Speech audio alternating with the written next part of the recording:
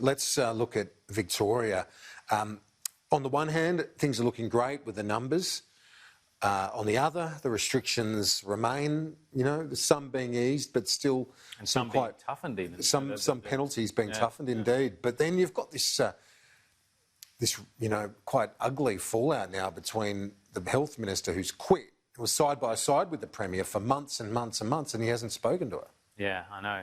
Yeah, look, it is a difficult situation. We see the sort of federation has broken down a bit too. We've seen that, and now we've got internal fractures within Victoria, which is extremely hard for the government to explain. And I do think there's people I talk to in Victoria say, even people who've been strongly behind Daniel Andrews and have been strongly behind, they've said, as I've commented before, they've actually rewarded him on the basis of him being prepared to do unpopular things. He's like the anti-populist. He's not chasing votes, he's being tough and everything else. And he's gained a certain amount of admiration for that.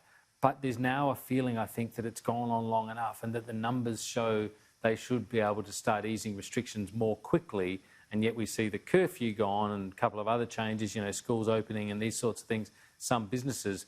But, the place is still effectively locked down. And I think, tempers are getting right toward the end now. Yeah, I can imagine, can only imagine how bad it's been and tough it's been, particularly with kids at home and schooling and so on. Let's look at the budget. One of those who's had to navigate some of the lockdown has been the Treasurer, Josh Frydenberg, but he spent most of the time in Canberra. But this is the biggest test of his career looming next week.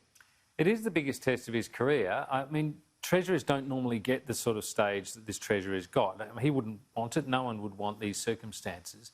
But he is a Treasurer who happens to be in the seat when this historic event has occurred, and what he does now, what the government does now in terms of charting the course through this and to recovery is really important. And I think Josh Frydenberg is seized of that. That's the sense I've got. So it's going to be really interesting to see the sorts of things that they come up with. What's fascinating is that there have been a number of releases already of information. We've had the budget number for 2019-20. We've had the speech about the two-stage strategy going to jobs first and then budget repair later. And there'll be some other announcements this week, as I understand it. And I think what that actually shows is, one, the government's very keen to keep the momentum through this period and to sort of own it.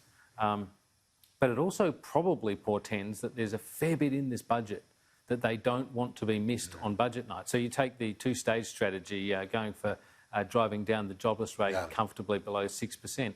The government was very keen not to have that kind of thing lost on budget day in the shadow of even bigger announcements. So the very fact that we've got so much information coming out, I think, heralds that we're in for a budget of some significance. And just quickly, we're almost out of time, but one of the great pioneers in Australian politics passed away this week.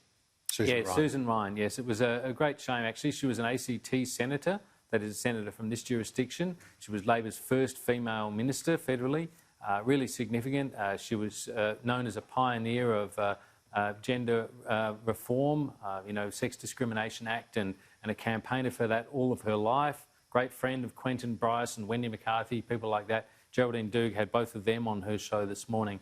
So there's a real outpouring of grief for this former Education Minister and former Women's Affairs Minister. And, I think coming just only days after Ruth Bader Ginsburg as well, feminists have lost a couple of really significant icons in the last week or two. Professor Mark Kenny from the ANU, thanks. Talk to you soon. Thanks, Kieran.